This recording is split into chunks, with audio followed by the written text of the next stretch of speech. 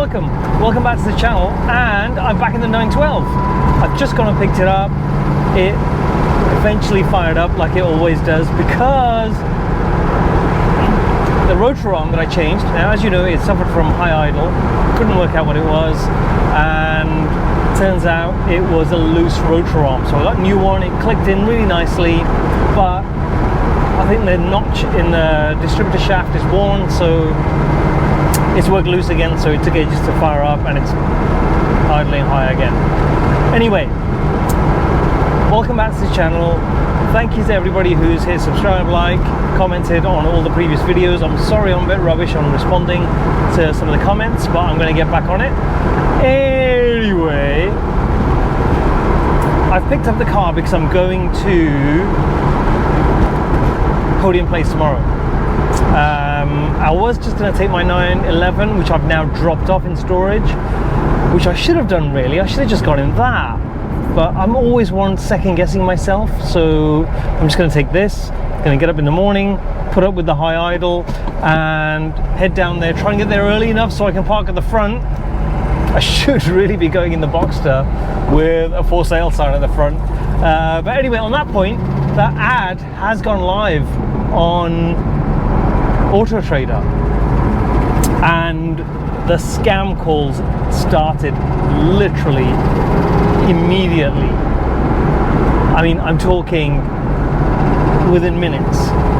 Someone would call, and if I couldn't get to the phone, they'll call bang, bang, bang, bang 5 times. And when you answer the phone, they instantly start asking you, where do you live, what's your name, like nothing about the car.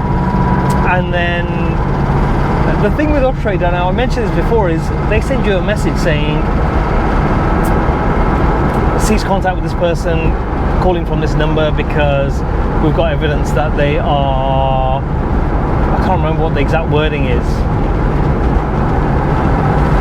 untrustworthy, fraudulent, whatever, associated with fraudulent activity, something like that.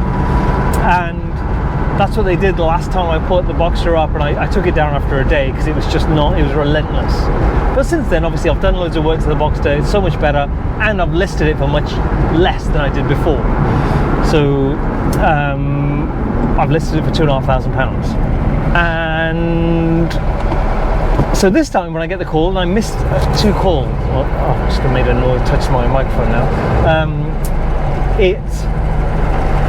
I listed it for £2,500, and this time when I got the 2 calls, I missed 2 calls because I didn't have my phone with me, and it rang really quickly. So the first guy called 5 times in quick succession, the second guy called 3 times in really quick succession. I'm behind a horse box, so I'm going really slowly, and just going past it now. And then the next morning, so neither of them left a voicemail. I keep putting in the wrong gear today. So the next morning, I get a text saying, cease all contact with these 2 numbers. And you're there going, but that was yesterday. I could have spoken to the guy, told him everything about where I live, my name, my date of birth, my mother's maiden name, my first pet's name, and he could have been around to my house in that time. But the next day I get contacted saying, oh, ton of motorcycles just going past. The next day I get contacted saying, you should probably cease all contact with these people. Oh my god, it's like 10 motorcycles behind me. I'm gonna have to let them past. So that was a bit annoying, but anyway, I've had about 3, it's only been listed for 2 days, I think. No, yesterday, I listed it yesterday. And I've had 3 really genuine people call up, and they're trying to work out how to get down to me to come and see it. It's been, they're really far, they're about 300 miles away. Let me let these motorcycles go past.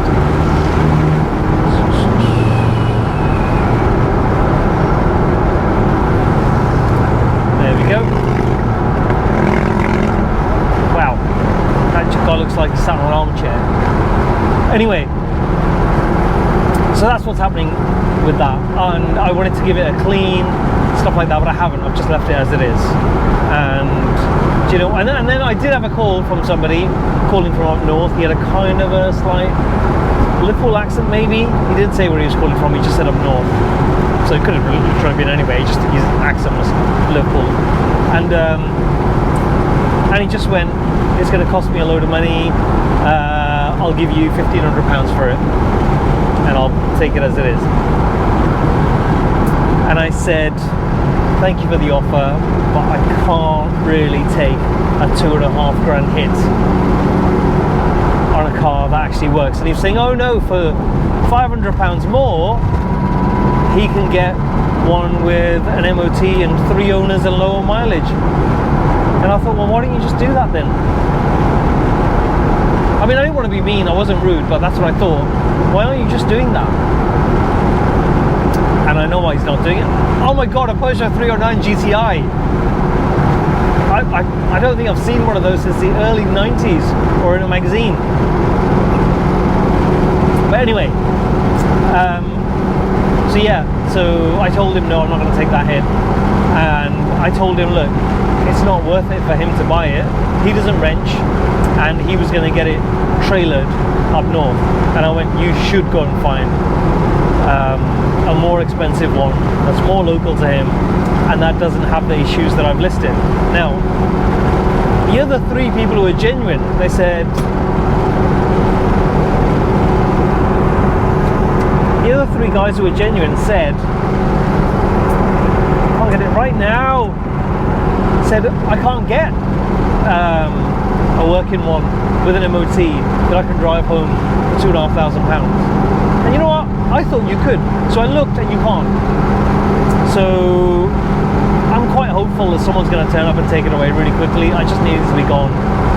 And I just want to be able to play with this one more. I don't want to be paying the £100 a month for storage. So all of that stuff, get rid and reduce my stress. Anyway, I think that was it. There was something else that I wanted to say and I've forgotten what that is. Was it about my 911? I don't think it was. No. So it's happened. The GT3 RS is out, 992. I might go and have a look at the configurator just to have a play. I'm not going to do that live chat or video me on the configurator. I might just talk about it on another video. But you know, with the Club Sport packs and the Visac it's pronounced, packs, it's kind of an experiment or a demonstration of what's possible with downforce, I think, because the engine is the same.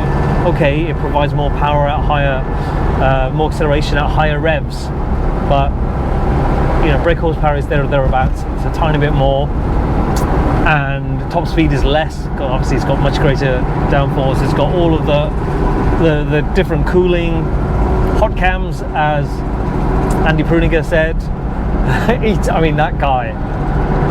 I did find it quite funny when he was with Henry Catchpole on Confection, and Henry Catchpole is like a little kid caught in headlights, and he is talking or barely saying anything.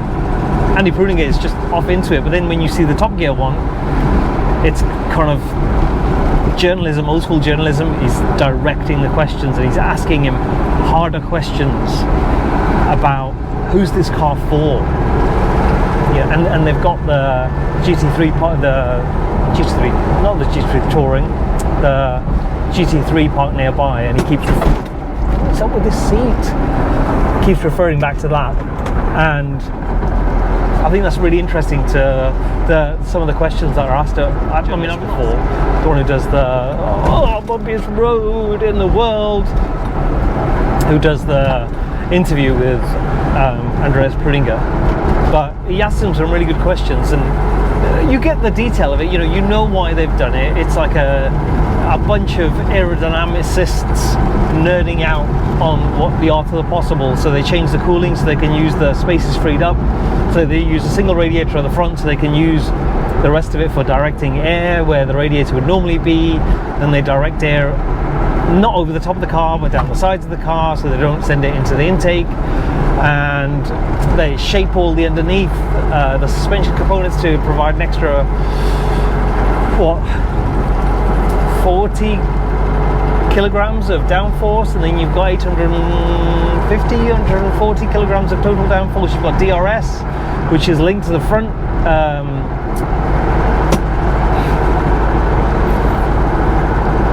aero, flexible aero on the front, adjustable aero on the front, so it's always 30-70 split in downforce. And then you've got what, 850 kilograms of total downforce on a car that's weighs about 1450 kilograms. So it's all quite impressive. It is. I'm a bit of a nerd, and obviously if I was buying that car, I don't think I would. Given a lottery win, I don't think I'll be buying that car, because I'm not a track person, and that car needs to be used on a track. Because why would you have it? It's about, I guess it's about downforce in corners, cornering speed, shifting through the gears. Then you've got the settings for, what do they call it, compression and rebound. I'm not interested in that. I just want to live near some nice roads, which I have, and I want to have a spirited drive regularly along those roads. Now the thing is, I'm in England, so the roads are pretty rough in most places, and that car, it's just going to be too hard. So I want to stick with my 996. Anyway, I've rambled on. I just wanted to say about, I picked up the car. I did my previous video. It's taken 3 days to upload. But 10-minute video that I was then going to say, I'm going to be at, well, I did say, I'm going to be at Podium Place. Put that out. Some people might watch it and go, oh, you know what? I'll say hello when I'm there, because I'm going to be there anyway.